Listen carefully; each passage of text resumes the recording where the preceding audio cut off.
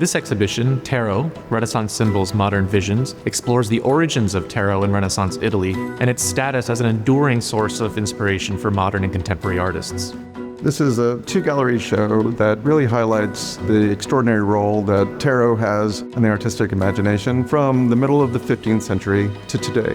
It is not a comprehensive history of tarot so much as a look at two different moments in the history of tarot when it held particular importance in the arts and culture at large.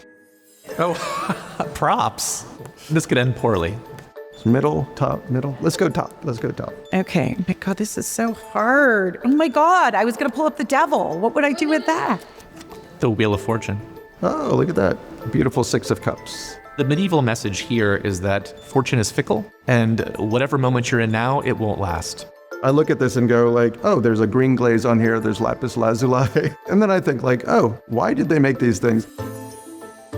The starting point of the show is a remarkable set of 35 tarot cards that was purchased by J. Pierpont Morgan in 1911. And a really in-depth scientific analysis of exactly how these cards were made. And it turned out that they look spectacular because they're actually very complex works of art. The Visconti Tarot are the earliest and most substantially complete of the surviving Renaissance tarot decks. These decks were commissioned by the Dukes of Milan, and they represent the peak of Renaissance craftsmanship and technique. The imagery draws on popular themes of the time, from personifications of love, death, and time, to more abstract concepts like the virtues and the heavenly spheres. But I think many people would be surprised to learn that for the first 300 years of its existence, tarot was primarily a card game. It was only later, in the 18th century, that tarot became a tool for divinatory practices.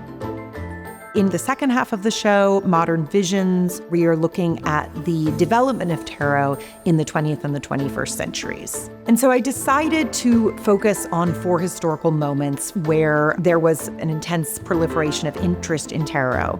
The British occult revival and the publication of the Rider-Waite-Smith deck in 1909, surrealism, and the way in which artists began to use tarot in somewhat looser ways and integrated tarot imagery into their work.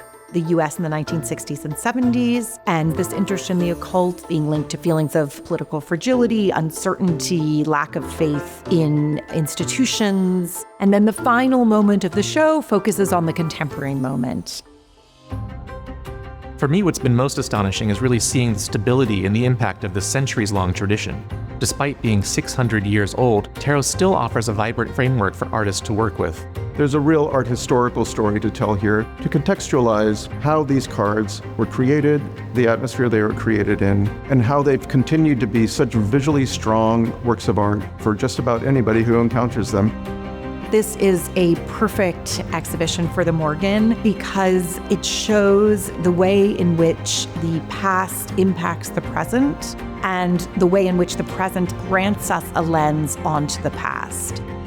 It's just incredible that the Morgan has these objects from the 15th century and that we are able to trace the relevance of these objects into the present period.